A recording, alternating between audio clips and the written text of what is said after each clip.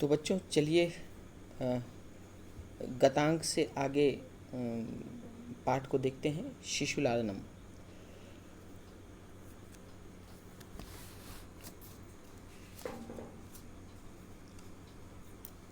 राजासनम उभौ दोनों राजासनम खलु एतत् न युक्तम अध्यसितुम। राजासनो उभौ, इसके पहले चित्र के नीचे एक वाक्य है, आसनम अर्धम उपवेशयति। आसनम अर्धम मतलब आधे आसन पर बिठा देते हैं। कौन? राम। राम लव और कुश दोनों को आधे आसन पर बिठा देते हैं। इसके आगे उभौ दोनों राजासनम खलु एतत् न युक्तम अध्यासितुम। दोनों कहते हैं राजासनम खलु, खलु मतलब निश्चय ही, एतत् माने यह, खलु के साथ एतत् मिलके यण स्वर संधि खलवेतत् हो गया है। निश्चय ही यह राजासनम राजा का आसन है।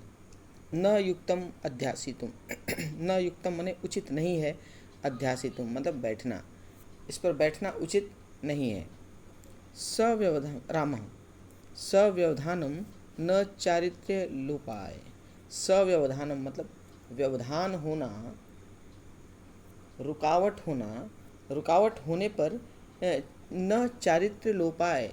चारित्र्य लोपाय मतलब चरित्र का लोप नहीं हो जाता, अर्थात जो चरित्र है, एक छोटा सा व्यवधान होने से यदि छोटा सा गतिरोध हो जाए तो उस गतिरोध से चरित्र दूषित नहीं हो जाता, चरित्र पर प्रश्न चिन्ह नहीं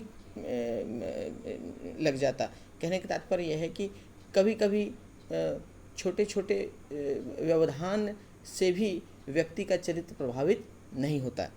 तो राम कहना चाहते हैं कि यदि मैं ऐसा कर रहा हूँ तो उससे मेरे राम होने पर या मेरे राजा होने पर कोई प्रश्न चिन्ह इससे नहीं लग जाता।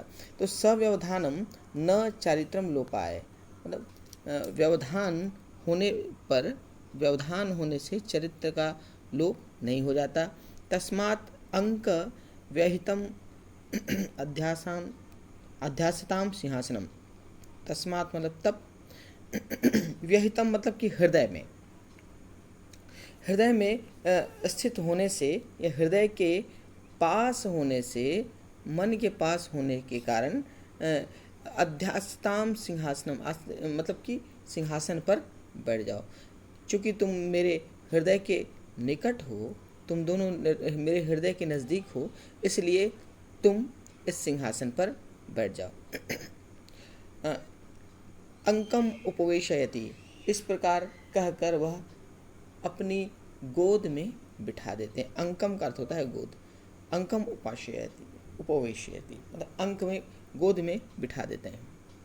उभौ दोनों अनिच्छम नाट्यतः, अनिच्छम नाट्यतः, अनिच्छा मतलब कि इच्छा नहीं होने का, नाट्यतः मतलब अभिनय करते, इच्छा नहीं होने का अभिनय करते हुए, तो बिना इच्छा से कार्य का आदेश का पालन करते हुए राजन, हे राजन, अलम अति दाक्षिण्येन। अलम अति दाक्षिण्य, आप लोगों ने पढ़ा है कि अलम के साथ तृतीया विभक्ति का प्रयोग होता है। और दाक्षिण्येन का तात्पर्य है कुशलता। कुशलता अर्थात बहुत अधिक उदारता, उदारता न दिखाएं। महाराज अधिक उदार न हो, हे महाराज आप अधिक उदार न हो। फिर राम जी कहते हैं अलम अति शालीनतया। यहाँ पे शालीनता आकारांत है, इसीलिए अलम के साथ शालीनतया, आकारांत स्त्रीलिंग शालीनतया हुआ। तो अलम अति शालीन, तो राम जी कहते हैं कि आप बहुत अधिक शिष्टाचार न दिखाएं, आप लोग भी शिष्टाचार न दिखाएं। यहाँ पर हम देख रहे हैं कि राम दोनों बालकों को अपनी गोद में बिठाना चाहते हैं, लेकिन दोनों बालक राजा के जो चरित्र है, राजा का जो जो सम्मान है, उस सम्मान के विषय में सोचते हुए वह उनकी गोद में बैठने से बचना चाहते हैं। फिर राम जी कहते हैं कि भवती शिशुजनो वयो अनुरोधात, भवती शिशुजनो वयो, शिशुजनो मैंने बालक, आप दोनों बालक, वयो आप दोनों बालक, वय वय का अर्थ होता है उम्र, आयु, अनुरोधात के कारण, आप दोनों बालक आयु के कारण, गुणमहताम अपि, गुणमहता अर्थात गुणवान, गुणवान लोगों में भी लालनीय एव, लालनीय अर्थात स्नेह पाने योग्य,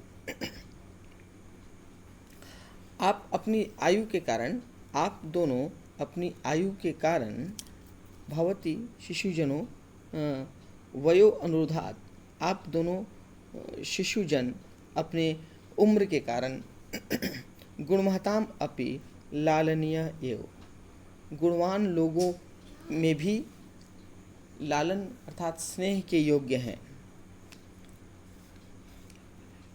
व्रजति, व्रजति मतलब रूप धारण कर लेता है, हिमकर अर्थात चंद्रमा, अपि माने भी, बालाभवात बाल भाव के कारण, बचपन के भाव के कारण, बाल्यावस्था के कारण, पशुपति अर्थात शिव, मस्तक शिव के मस्तक पर, केतक, केतक एक पुष्प का नाम है, केतकी पुष्प, केतकी पुष्प से केतक छत्वम, छत मतलब के जुड़ा, अर्थात केतकी के फूल से बने जूड़े के समान, अर्थात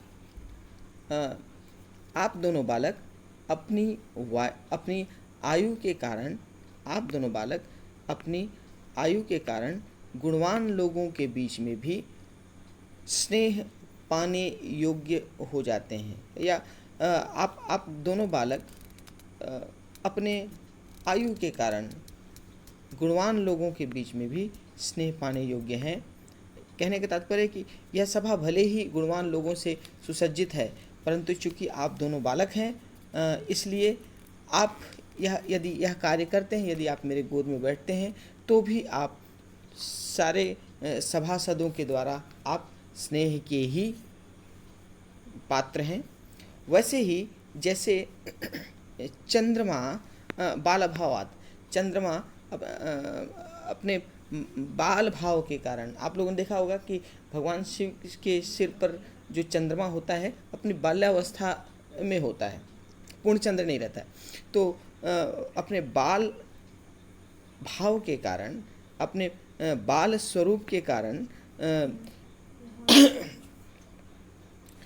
अपने बाल स्वरूप के कारण जो सुंदरता, बाल स्वरूप की सुंदरता के कारण शिव जी के मस्तक पर केतकी के फूलों से बने, केतक छत्तम, केतकी के फूलों से बने जूड़े का रूप व्रजति धारण कर लेता है। चंद्रमा अपने बाला भाव के कारण, आप बच्चों की तुलना यहाँ पर चंद्रमा से की जाती है, आप मेरी गोद में उसी प्रकार सुशोभित हो रहे हैं जैसे भगवान शिव के मस्तक पर चंद्रमा सुशोभित होता है।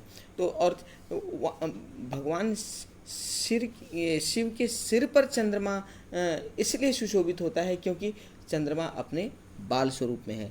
अपने बाल स्वरूप होने के कारण ऐसा लगता है मानो केतकी के फूलों से बना हुआ जुड़ा हो। आया समझ में यह श्लोक का अर्थ? चलिए फिर से। आप दोनों बालक अपने उम्र के कारण, अपने आयु के कारण गुणवान लोगों के बीच भी स्नेह पाने योग्य हैं, वैसे ही जैसे चंद्रमा अपने बाल भाव के कारण भगवान शिव के मस्तक पर सुसज्जित केतकी के फूल से बने जूड़े का रूप धारण कर लेता है। ठीक है? तो चंद्रमा ऐसा लगता है मानो भगवान की शिव के सिर पर चढ़ा हुआ जूड़ा हो। तो इस प्रकार आशा है आपको ये श्लोक का अर्थ समझ में आ गया होगा। इसके बाद अगले वीडियो में इसके आगे का अनुवाद देखेंगे। जेट जलाओ तो बेटा बहुत मच्छर काट रहा है।